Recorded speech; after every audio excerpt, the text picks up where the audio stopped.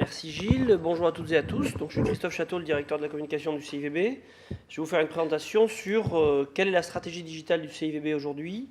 Et cette présentation a été réalisée par François Jumeau, qui est le directeur marketing du CIVB, qui est ici dans la salle. Il pourra répondre à des questions si vous avez des questions plus précises sur la fin. D'abord, pour commencer, un rappel de la stratégie générale marketing du CIVB.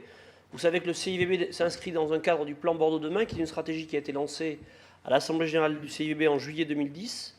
L'objectif principal de ce plan stratégique, c'était de recréer de la valeur à Bordeaux. On était à une période où Bordeaux était en crise, le tonneau de Bordeaux générique était à 800 €, et l'objectif principal, c'était de recréer de la valeur avec trois axes principaux. Regagner la considération de la marque. Les études avaient montré que la marque Bordeaux avait été abîmée. Recruter de nouveaux consommateurs. On se rendait compte que notre clientèle était vieillissante. Et puis renforcer nos liens avec nos distributeurs et nos clients, parce que ce sont eux les meilleurs relais vers les consommateurs finaux. Cette stratégie marketing, elle s'est inscrite dans une zone géographique qui a été resserrée. Avant le plan Bordeaux Demain, le CIVB travaillait dans 25 pays. Depuis 2010, on ne travaille plus que dans 7 pays, qui sont nos 7 pays prioritaires. La France, les États-Unis, le Royaume-Uni, la Belgique, l'Allemagne, la Chine et le Japon. Notre marché français qui représente 58% de nos ventes et nos 6 premiers marchés export. Et puis aussi avec un objectif de développer les leviers marketing, c'est-à-dire d'en faire encore plus avec les mêmes moyens.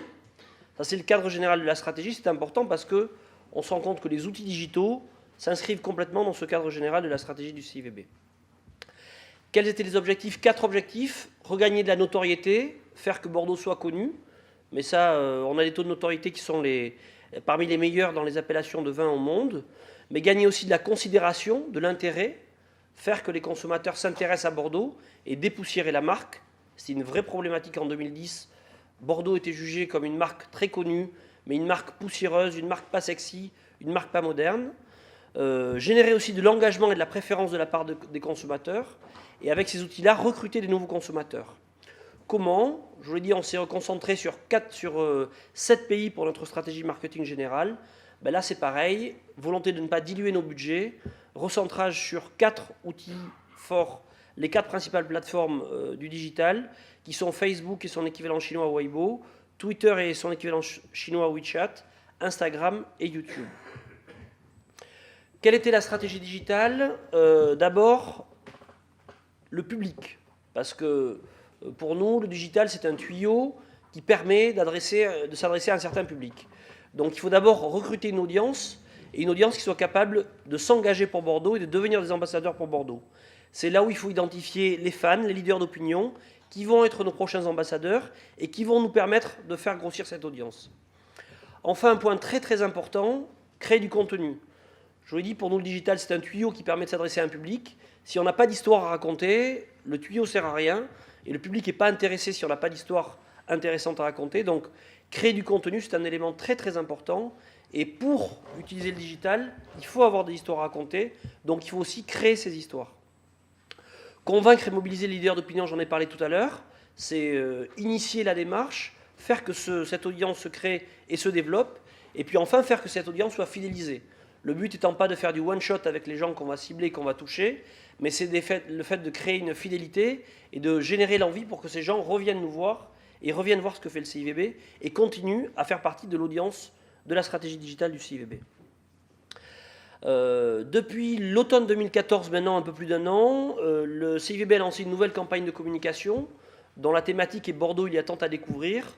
Cette campagne, elle s'inscrit totalement dans notre stratégie digitale parce qu'elle fonctionne bien, parce qu'elle est moderne, parce qu'elle est en synergie avec tous les outils digitaux qu'on peut utiliser, à la fois en termes de publicité, mais aussi en termes de films, en termes de communication en général. Donc c'est la campagne qui a été utilisée avec 3 objectifs. Créer la surprise. Peu de gens s'attendaient, compte tenu des campagnes précédentes, à avoir une campagne de Bordeaux aussi moderne, aussi décalée et loi E20 compatible. Et pour la première fois, c'est une campagne qui a été utilisée sur nos 7 pays prioritaires en même temps. Renouveler l'intérêt pour la marque en disant attention, en Bordeaux, peut-être vous pensez connaître Bordeaux, mais Bordeaux, il y a beaucoup à découvrir ou à redécouvrir. Et avec 5 visuels, qui sont les premiers visuels de cette campagne, qui ont pour le visuel 1 en rouge une thématique de terroir. Bordeaux fait ses vins de qualité grâce à son sol. Une thématique de diversité. À Bordeaux, il y a 60 appellations d'origine contrôlée. Il y a 15 000 châteaux et marques. Donc même si vous pensez connaître Bordeaux, il y a des choses à découvrir ou à redécouvrir.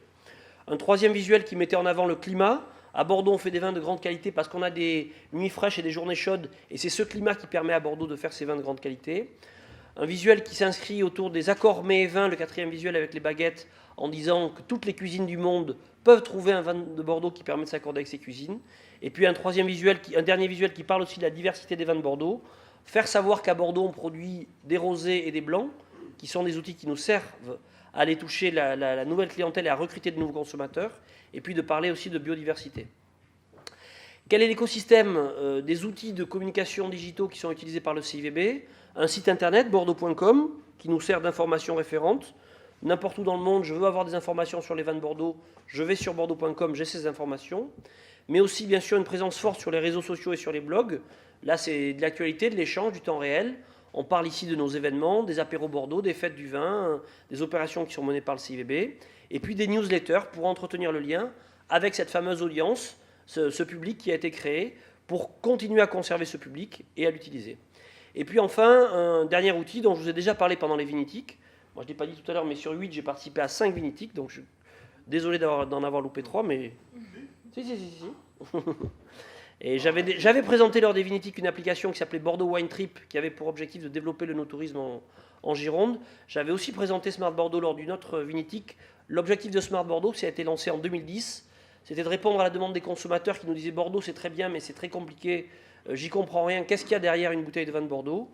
Une application et un site internet ont été créés, et si je vais sur smartbordeaux.com, je tape un nom de château ou un nom de marque, j'ai en quelques secondes la fiche technique de ce vin, avec l'encépagement, les accords mets et vins, l'histoire du domaine, des photos, voire des vidéos, et qui me permet de me renseigner sur ce produit-là dans ma langue, puisque Smart Bordeaux est développé en 12 langues.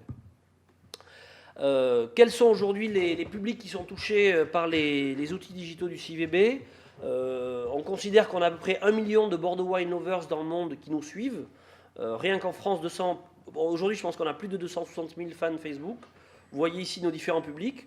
On a bien sûr des Facebook adaptés aux différents pays de nos marchés prioritaires. On est bien sûr présent sur Twitter. Et puis on a des abonnés à nos newsletters et à nos informations qui nous suivent régulièrement, qu'on recrute lors d'événements et qui deviennent ambassadeurs de la marque. Enfin, on alimente nos outils digitaux avec nos actualités, avec nos activités, avec nos actions, qui peuvent être soit des actions saisonnières, parler du millésime au moment des vendanges, parler des primeurs, parler des blancs et des rosés avant l'été, parler de notre actualité avec les apéros Bordeaux qui peuvent être organisés par le CIVB en France ou à l'étranger, et créer ce lien en informant notre base d'audience de consommateurs pour continuer à en faire des ambassadeurs des vins de Bordeaux. Enfin, nos outils digitaux redirigent bien évidemment sur le site bordeaux.com dont je vous ai parlé tout à l'heure, qui est une audience assez large. En 2014, 3,8 millions de visites sur le site et près de 7 millions de pages vues, avec une croissance assez forte entre 2013 et 2014. Le site est d'ailleurs en refonte, il va être relancé à la fin du premier trimestre 2016 sur une nouvelle version qui sera entièrement dédiée aux couleurs de la nouvelle campagne du CIVB avec encore des nouveaux outils. Voilà en quelques mots le spectre sur lequel travaille et les outils digitaux sur lesquels travaille le CIVB aujourd'hui. C'est un acte vraiment fort du CIVB. Les deux priorités dans le cadre du plan Bordeaux Demain pour aller recruter ces nouveaux clients, c'était et d'insister sur les outils digitaux et d'insister sur la formation avec les investissements qui ont été faits sur l'école du vin. Les deux peuvent d'ailleurs fonctionner en parallèle avec tout ce qui va être mis en place en termes d'e-learning pour l'école du vin. Mais on pense que ce sont des outils indispensables et très très importants pour demain. Bordeaux a fait partie des régions en France à s'intéresser la première aux outils digitaux, ce qui fait de Bordeaux aujourd'hui un leader sur ce terrain-là. On souhaite rester leader et continuer à investir sur ces outils-là. Merci pour votre écoute. Je voudrais juste, avant de passer la parole à des questions, s'il y en a dans la salle, terminer par une anecdote. Vous savez qu'en 2016 aura lieu à Bordeaux la 10e édition de la Fête du Vin, du 23 au 26 juin prochain. Vous connaissez tous bien sûr la Fête du Vin. L'année dernière, en 2014, la Fête du Vin fonctionnait avec l'achat d'un verre, d'un porte-verre et d'un pass dégustation de ce format-là, avec des petits tickets. Je vais sur le stand du Médoc, je vais sur le stand des liquoreux, je vais sur le stand des blancs secs et je déchire mon ticket. On est en train de se poser la question, la décision n'a pas encore été prise, mais elle doit l'être avant la fin de l'année, d'arrêter de travailler avec ce support-là et de travailler avec des supports de ce type, soit un bracelet avec une puce RFID, soit une carte avec une puce RFID intégrée. On vient d'organiser 3 fêtes du vin, une à Québec, une à Bruxelles et une à Hong Kong. Et pour la première fois à Hong Kong, on utilisait une carte à puce avec une puce RFID. qui permettait aux gens, au lieu de donner leur ticket sur chaque stand, de venir valider leur dégustation et avoir droit à un verre de vin de Bordeaux. On était inquiet sur le fait que ça nous fasse perdre du temps, que ce soit plus compliqué à gérer. Ça a plutôt bien fonctionné pour Hong Kong. Donc on envisage de le faire pour Bordeaux Fête le Vin l'année prochaine.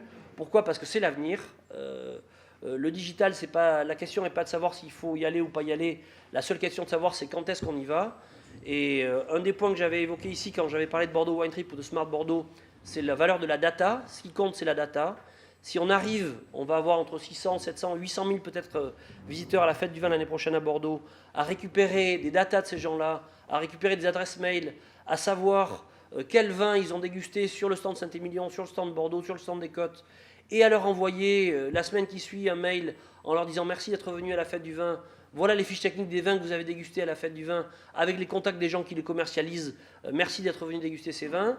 Bah, c'est une valeur ajoutée qui est indéniable et que cet outil qui vous semble à tous préhistorique aujourd'hui ne permet pas de faire. Donc décision dans les prochaines semaines, mais on est en train de pousser pour essayer d'aller vers des outils digitaux parce que l'avenir est là en général et pour le vin en particulier. Merci de votre attention.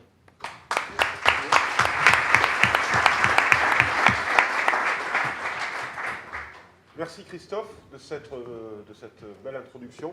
Est-ce qu'il y a quelques questions? On est dans les temps, on a le temps, donc c'est le moment de challenger un peu, il y a peut-être des choses pas dites, des choses pas claires.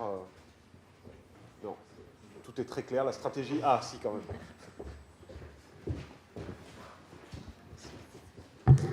Donc vous disiez que, Christophe, tout était parti d'une étude sur la notoriété et l'image de Bordeaux.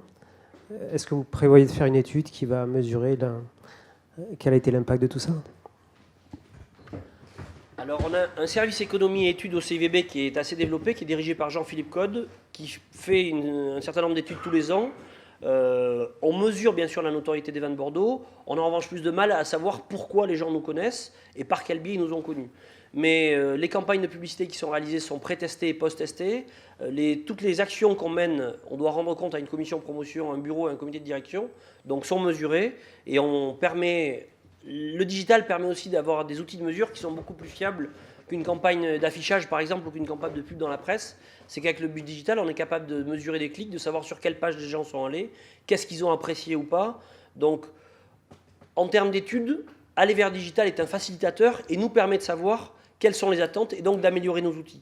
Donc c'est aussi un vecteur d'amélioration permanente de la stratégie marketing du CIVB. D'autres questions? Non, donc c'est très clair.